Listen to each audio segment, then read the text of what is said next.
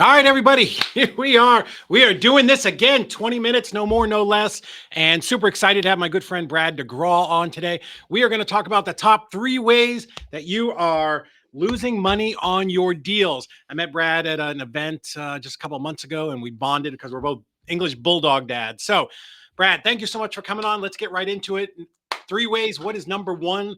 Um, one way that we can avoid losing money on our deals. The first thing, thanks again for having me. The first Yeah. thing is underwriting. You have to know what's going on with this property and how it fits into the local market. So Gotcha. we like to break it down into classes. A's are the best of the best, B's are better than average, C's are average, D's are below average.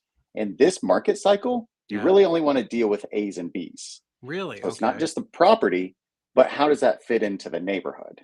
Okay. So when I'm looking at properties, like how would I identify what's an A, what's a B, what's a C, what's a D?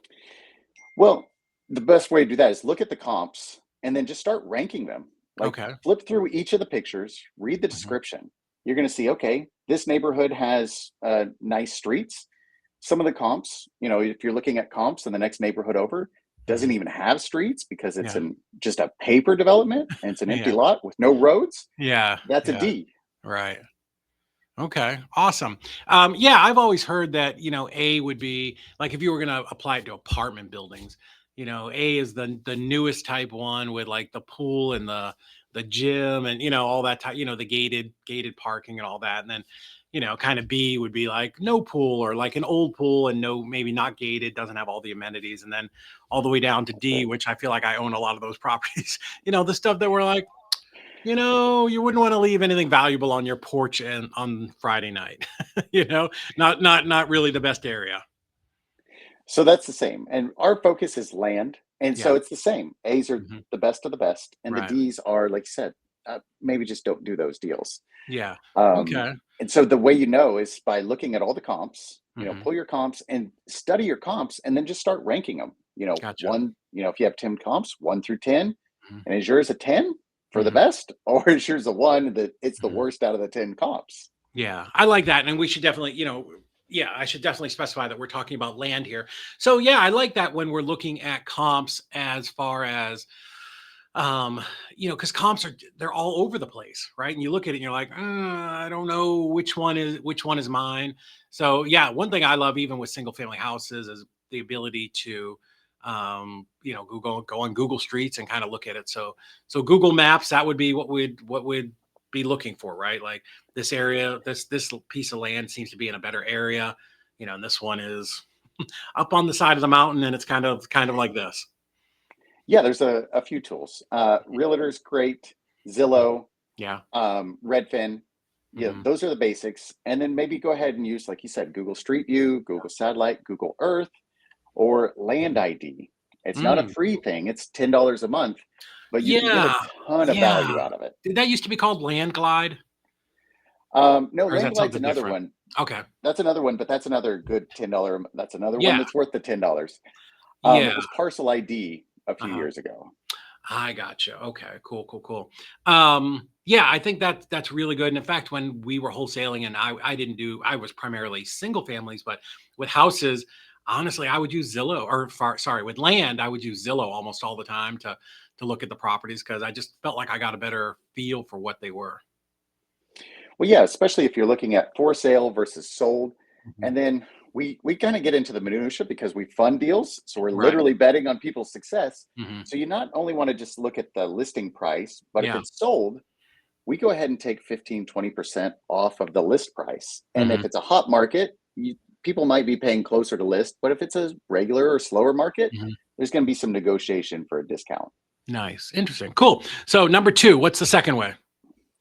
The next one is underwriting. I'm Okay. sorry, we just covered underwriting. Negotiation. So if you have a property owner and you're, even if you've contracted the price, you just went through your underwriting and you say, okay, this property has a weird size or shape or slope, Hmm. something like that. Now, even if you've contracted it, go back and renegotiate. Hey, Hmm. I don't like the size of the property, the shape, the slope, it has Hmm. too much road frontage or not enough.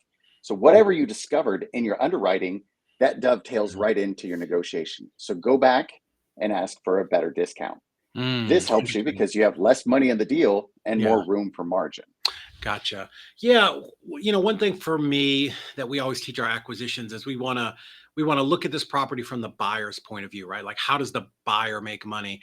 In the case of, a developer, someone's going to build a house or something like that, I would think we'd want to look at, and you tell me because you're the land expert, but if there's a steep grade, is my builder going to have to build up, a huge basement wall in the back or something, right? Like those things, those definitely affect the builder's costs, right? So because it's a little bit higher risk, we want it to be lower. And then I love what we said in the first part there was, looking at other pieces of land, were the other comps the same, right?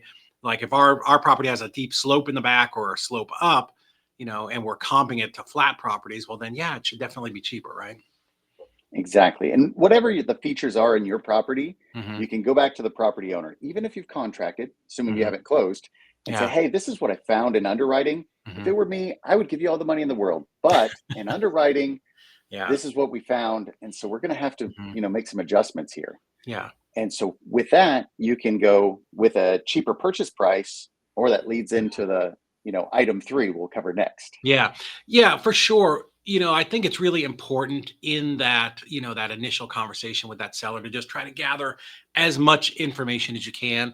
Of course, almost all of us now are doing this virtually. So, one thing I would say is like, "Hey, Brad, great. I appreciate all the information. Super excited. This is what we can offer you. We're going to buy the property. Hey, if when we do our inspections, if we see anything that we didn't talk about, we may have to come back and adjust the price. Does that make sense?" Well, they're always going to say yes because of course that makes sense, right? And sometimes they know, sometimes they don't. Sometimes these people bought that property or inherited it, or I know my mom has two pieces of land right next door to each other in Ocala, Florida, that she has never laid eyes on in her life. And I mean, she wouldn't really know. She, and unless somebody goes out there and tells her. So I think that's great advice. And I know there's a big stigma out there of retrading or renegotiating after you're under contract, but sometimes you don't know. Sometimes you just don't have all of the information. And one thing I always say is buyers will tell you why your deal sucks. They will always tell you what the problem with it is. Well, and that's the nice thing about if you're on the phone with them and you say, tell me about the property, Hmm. the ones who want to sell at a deep discount will tell you everything terrible Yeah, about the property. yeah, And the ones that want to sell at a premium will tell you why it's the best thing since sliced bread. You're yeah, probably wasting your time on those. Just focus yeah. on the ones that are willing to take the deep discount. Hmm. Another great strategy, like while we're on this tip, Hmm. is before closing, send someone out to check on the property, boots on the ground. Mm. Drone folks are really great about this. Yeah, yeah, yeah, yeah. I see a lot of people doing drone footage now. Well, one, it's great for your marketing assets, but also Hmm. consider this for your underwriting side of it. So when someone goes out there, and it's easy, Hmm. they don't actually have to step foot on the property because with GPS, they can go to the corners of the property and they can Hmm. do their flying patterns. But you're going to find things that you wouldn't normally find. For example, you might find garbage on the property. Well, Hmm. there's a little cleanup cost associated with that. You might find a locked gate or squatters, or Mm. there's a number of things that turn up because maybe you couldn't see them on Yeah, satellite. right. A truckload of tires or something like that, right? And it's amazing. We've seen that change the price like 10 grand just for saying, hey, do you know about this vehicle Yeah. here and some of this garbage? Hmm. And the day of or the day before closing, take a huge discount Right. for something that's not that big of a cleanup cost. Yeah, well, I mean, it's aggravation that somebody's going to have to deal with. So you should be, or your buyer, somebody should be compensated for that. And again, that just kind of goes back to at the beginning.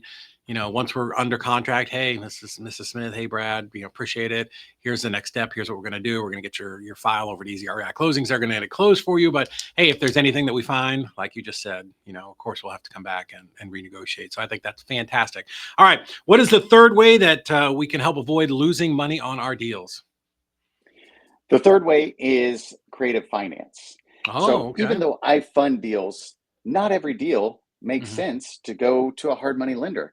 If you Mm, can get the property owner to take payments rather mhm. than cash them out in full, that Yeah. gives you so much more freedom. One, you're Wow. not risking money, but you're also not risking money that's leveraged that has, Yeah. an interest component on it. Mhm. If you can get a deal where you have longer timelines, so one would be maybe even delay your closing, do a far out closing, That's one Mm, option. Get an option agreement. Some places allow novation. Not every place does. right. Or seller finance, like buy it on payments. And Hmm. this way, if you find out, you get it to the market and you find out, man, we we misjudged this. The market's Hmm. telling us something we didn't understand, or the market Hmm. changed. You still now have some room to negotiate. Hey, we have this agreement. It's, let's say a deed of trust and a promissory Hmm. note. It's all legitimate and recorded. You can still go back and say, hey, I don't want to be on the wrong side of this. Is there some room? Can we make an adjustment? Hmm. And they can actually, there's some options there. You can Hmm. renegotiate even after you purchase it. Yeah. Interesting. I don't think most people think creative financing when it's land. Well, being on the funding side, I get to see the best of the deals, Yeah. the mediumest deals, and the worst deals.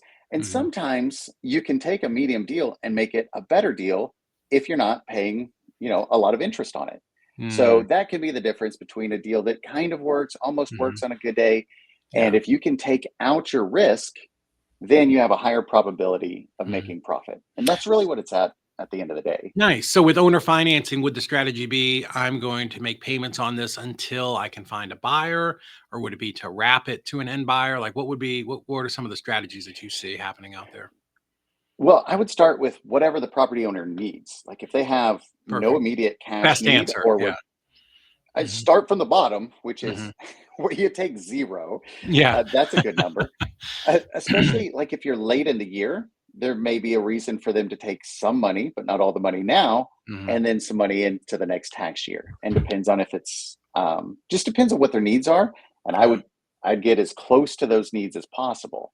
Mm. So it doesn't even have to be monthly payments. If you think about it, if they have a medical need for now and then 6 months from now, Hmm. maybe they can wait 6 months between payments. So you Nice. just really have to find out what their minimum needs for cash are Mhm. and try to match that. Yeah, I love to always ask them, make a cash offer and then ask them, if they can't accept that. Well, man, I might have some other ways that we could do this. Um, hmm. Let me ask you a question. Do you need all the money at once? Right? Like that's the most powerful question there is because a lot of times they don't, right? Especially on something that's just been sitting there, you know? Well, it depends on your strategy as well. If your exit strategy, if you're trying to double close or line up buyers for to mitigate your time risk, Hmm. great. As long as you're not overpricing it or Hmm. or putting too much money into it, then you can offer a higher price point. Hmm. And depending, you're the expert in this. Hmm. Every jurisdiction, every state has Yeah. a different way to comply, but there Right. may be a way for you to comply by being the owner. You're purchasing it on payments so Hmm. that you're legally and compliantly using the MLS and listing for Right. that jurisdiction. All right, cool. So great, awesome. Three amazing tips there. We got a couple minutes, so I want to hit you with a couple of extra questions. Because you're in the land business, I was in the single family home business and small multis. What are some of the things you should be asking somebody if you're putting land under contract?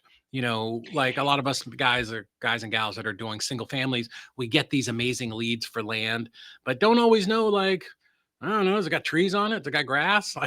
Like we don't know what the right questions are to ask. So I know there's a thing about perk, and I'm not even 100% sure what all that means. Maybe you can explain that. But like, what are some of the things that we should be looking for and asking to help evaluate, what we can sell this thing for? Absolutely. Well, when you have the property owner on the phone, ask them to tell you everything they can tell you about the property. And they'll Hmm. tell you the good, the bad, and the ugly. And Right. and ask for more. Whatever they say, just keep pulling that thread until there's Hmm. nothing left. But there's also three property types that do really well. So we Okay. should probably even start on that. So first is infill lots. So like a neighborhood house, house, house, lot, house, Yes, house, I house. did not understand what That's infill was till somebody explained it to me.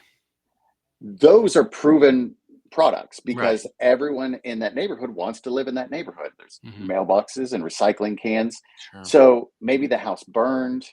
Who knows why there's not a house there? Find out, ask, Hmm. and that would be a good product because it's proven. Your risk Yeah. model is small, your comps are going to be easy to find. Right. Those are great. Yeah. So when you mentioned perk, that's super important in a neighborhood like that because the end result is probably someone wants to build a house there. And so perk, think of the old the coffee machines where it drips in and goes through the coffee and through the filter. Percolation. So it's how fast can the water go through the soil? Mm-hmm. Mm-hmm. And there's a certain rate that makes sense for various septic And systems. it, If yeah, and it it's has to in do a with neighborhood, septic, right? yeah, it's about septic. Yeah. And so if it's in a neighborhood, it may actually have access to city sewer, which Mm-hmm. in that case, perk isn't that big of a deal. Right. So I guess the question Um, there would be, hey, does this lot have access to city sewer, or would I need to put in a septic system? And then if it's septic system, have you ever done a perk test? Am I saying that right? yep, you nailed it. Okay. So yeah, perk test is exactly that. Like a soil scientist comes out Hmm. and they put holes in the ground and they do their science magic to figure out what's Yeah. the rate. Hmm. And it's not just a pass or fail. Like they'll figure out, okay, this is good for a 2-bedroom house Yeah. or a 10-unit apartment. Like it'll Hmm. tell you how well the soil can absorb the water.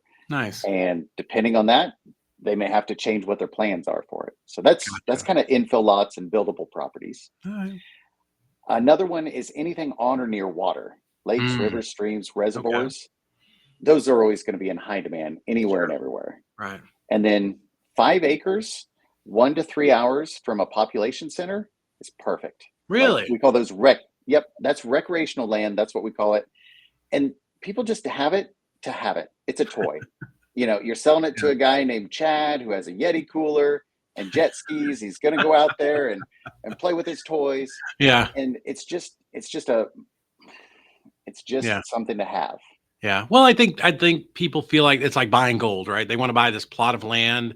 How many vacant plots of land are in the Carolinas that you think people all over the country have bought and they've never seen, you know? Yep. And Mm, there's a buyer for everything. You yeah. just have to do the marketing to figure it out. So before Mhm. you buy it, figure Right. out who's the end buyer, Mhm. and you can go ahead and start figuring out, okay, well, let's just go check Facebook Marketplace. Let's go check Mm, Zillow. Like, let's see what the demand is. How yeah. hard is it going to be to find these people? How Yeah. much will they pay? And You I might do even sell the think, builders. yeah, I don't ever recommend trying to sell, your single family house or, wholesale your deal in a Facebook marketplace group because it's a bunch of just jokers there. But I do think land is the thing to sell there, right? Because it's a lower price. Like that, it seemed to me would be the best spot. Yep. Hmm. Some other time we can talk about how I Yeah. accidentally bought 24 parcels of land for $50 a piece. Nice. No, I definitely want to talk about that. Okay, we have like 1 minute left. So you've talked about financing land. I heard you mention that just a little bit ago. So we don't have a ton of time, but I definitely want to talk about that and how people can get a hold of you because I know if you have land, a lot of banks and hard money lenders like they don't want to lend on anything under 100,000. It's just not worth it for them. So just briefly, if you can talk a little bit about that and what's the best way for people to get a hold of you. Absolutely, and I'll beat the buzzer. Yeah. So our specialty is 50,000 and under for the purchase price. Okay. And if you're doing it right, you're buying it at 50 cents on the dollar or better. And this way you have plenty of margin. You're Hmm. not over leveraged. We do it very low friction. We have no Hmm. monthly payments, Hmm. nothing up front. We make it super simple. And I would love it if all of our clients were your clients because Yeah. when we combine these two things, Hmm. it's smooth like butter. Nice. How can people get a hold of you? How do they reach out? Like, how do they talk to you about these deals? Yep, it's allterraincapital.net. Oh, You can nice. go Okay. there. We do free comps. Hmm. We do a lot of stuff just to make sure that we're all on the same sheet of Hmm. music with risk, make sure Yeah. it's a good deal. And then we work with y'all and get the money to the title company and make it a smooth, easy deal. Cool. I think that's fantastic that you guys do that because it's a great safety net for investors. Brad, thank you so much for coming on, man. I really appreciate it. And we'll do more. I definitely want to talk more about those lots.